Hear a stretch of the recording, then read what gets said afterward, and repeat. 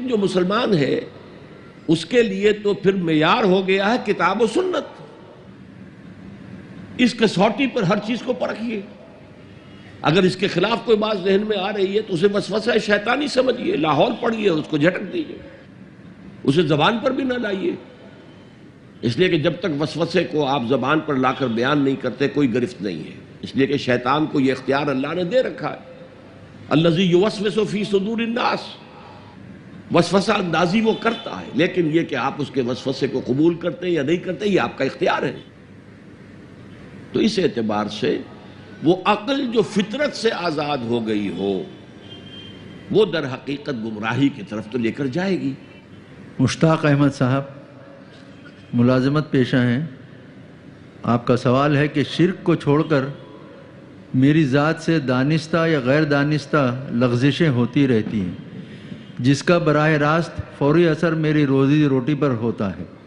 توبہ کرتا ہوں، نادم ہوتا ہوں، ضمیر بھی ملامت کرتا ہے، لیکن پھر گناہ کی کشش شجر ممنوعہ کو چھوڑے بغیر نہیں رہ سکتی. کیا انسان اس حد تک کمزور ہے؟ تدارک کیا کرنا چاہیے؟ تدارک کیا ہوگا؟ دیکھیے، تدارک تو یہ ہے کہ اپنے ایمان کو اور گہرا کیجئے، اور گہرا کیجئے، اور گہرا کیجئے. جس کا منبع اور سرچشمہ قرآن ہے. قرآن پڑھیں اور قرآن کو اول تو کوشش کریں، اگر آپ کی عمر ابھی ایسی ہے کہ آپ سیکھ سکتے ہیں تو عربی زبان سیکھیں اور قرآن کو اپنی آنکھ سے پڑھیں، ترجمے سے نہیں. ترجمہ سیکنڈ ہینڈ نالج ہے. ترجمہ جب آپ پڑھ رہے ہوتے ہیں تو مترجم کی آنکھ سے قرآن پڑھ رہے ہوتے ہیں، اپنی آنکھ سے نہیں.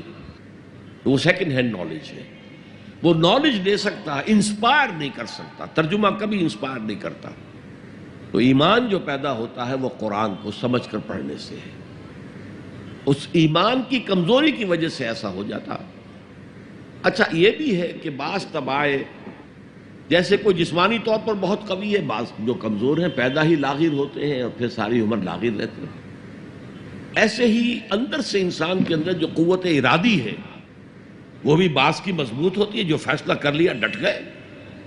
بعض کی قوت ارادی اتنی مضبوط نہیں ہوتی. مثلا بعض لوگ سگریٹ چھوڑنا چاہتے ہیں، نہیں چھوڑ سکتے. 8 مہینے 10 مہینے پھر اس کے بعد جو ہے وہ دوبارہ عود کر گیا. تو یہ وہ ان کی جو ول پاور ہے، اسٹرینتھ آف ڈٹرمینیشن وہ کم ہے. تو اللہ نے ان کے لیے بھی فرمایا ہے توابون خطاؤون کل بنی آدم خطاؤون، اور خیر الخطائین التوابون. تمام انسان انتہائی خطا کار ہیں. ان خطا کاروں میں وہ ہیں جو توبہ بہت کرتے ہیں. اور ایسی حدیثیں موجود ہیں کہ جس وقت آپ نے توبہ کی ایک دفعہ اس عمل کو چھوڑنا لازم ہے. اس وقت یہ ارادہ ہونا چاہیے کہ اب دوبارہ نہیں کروں گا. اس وقت دل کے اندر جو ہے پشیمانی ہونی چاہیے. اور اگر وہ حقوق و لباد کا گناہ ہے تو یا تو جس کا پیسہ مارا ہے اس سے معافی حاصل کریں یا کمپنسیٹ کریں.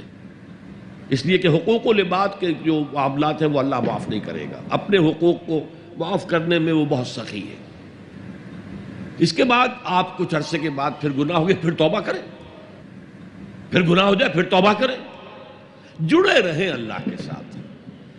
میں اس کی مثال دیا کرتا ہوں، کسی بچے کو ماں مار رہی ہے، وہ بچہ ماں ہی سے لپٹ رہا ہے. اسی طریقے سے اللہ سے لپٹے رہو اور سمجھو کہ ہاں یہ مجھ سے گناہ ہو رہا ہے، پھر دوبارہ. تو اس لیے کوئی حرج نہیں ہے. اگر آپ کی قوت ارادی کمزور ہے تو اللہ تعالیٰ جو ہے آپ کی جو بھی قوت اس نے آپ میں رکھی ہے، آپ کے جینز میں کوئی کمزوری ہے تو میں بیان کر چکا ہوں کہ جو شاکلہ انسان کا ہے، قُلْ كُلٌّ يَعْمَلُ عَلَىٰ شَاكِلَتِهِ، یہ وہ جینز کے ذریعے سے بنتا ہے اور ماحول کی وجہ سے بنتا ہے.